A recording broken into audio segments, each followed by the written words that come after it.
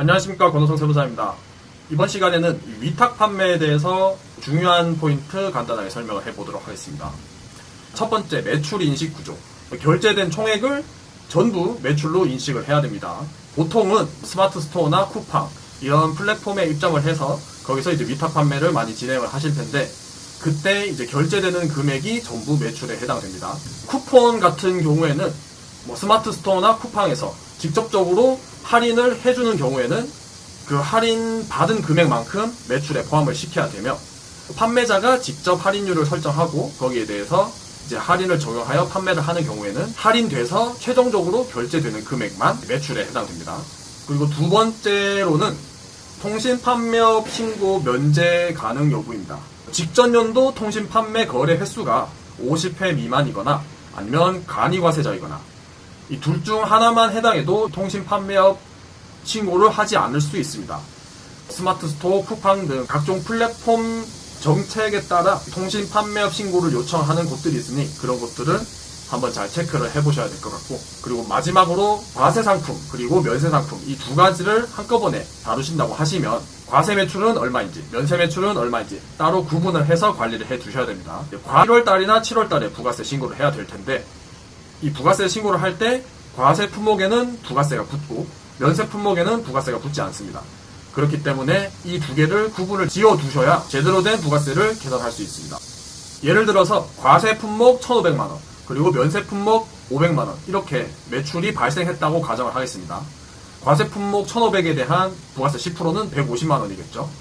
그리고 면세는 말 그대로 부가세가 면세되니까 부가세는 0원입니다. 그러면 저희는 이 150만원에 대한 부가세를 납부를 하면 되는 것이지만, 만약에 이 두 가지를 전부 과세 품목에 넣고 계산을 하게 되면 1,500 더하기 500을 하면 2,000이 되죠. 그럼 2,000에 대한 10%는 이제 200만원. 200만원이 부가세 납부 금액이 되겠습니다.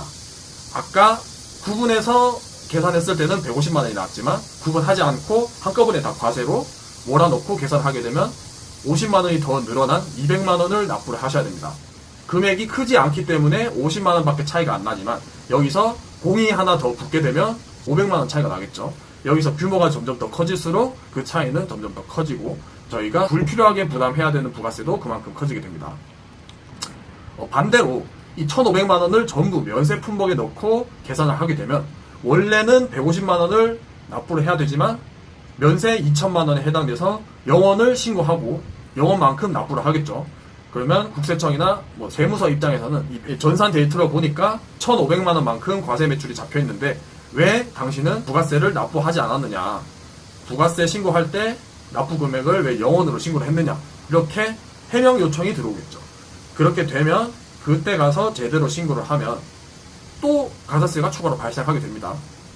가산세가 발생하면 불필요하게 세금을 더 많이 내는 사태가 발생하겠죠. 그렇기 때문에 손해를 보지 않기 위해서라도 과세 면세 구분을 잘 해 두셔야 되겠습니다. 요약을 하자면 첫 번째로는 매출 인식을 잘 해야 된다. 쿠팡이나 네이버 스마트 스토어에서 제공하는 할인 금액은 매출에 포함을 시키고, 판매자가 할인 금액을 정하는 경우에는 그 할인된 금액은 매출에서 제외를 시켜야 된다. 그리고 두 번째로는 통신 판매업 신고가 있습니다. 직전 연도 통신 판매 거래 횟수가 50회 미만이거나 아니면 간이과세자인 경우에는 통신 판매업 신고를 하지 않아도 된다. 그러나 각각 플랫폼 정책들에 따라 이 통신 판매업 신고가 요구될 수도 있다. 그리고 마지막으로 세 번째, 과세 품목 그리고 면세 품목 이 두 가지를 같이 다루는 경우에는 과세 품목의 매출은 얼마인지 면세 품목의 매출은 얼마인지 구분해서 부가세 신고를 하자. 제가 앞에서 설명드린 내용 잊지 말고 잘 기억해 두셨다가 이번 부가세 신고할 때 불이익 당하는 일 없으셨으면 좋겠습니다. 오늘은 여기까지 하도록 하겠습니다. 감사합니다.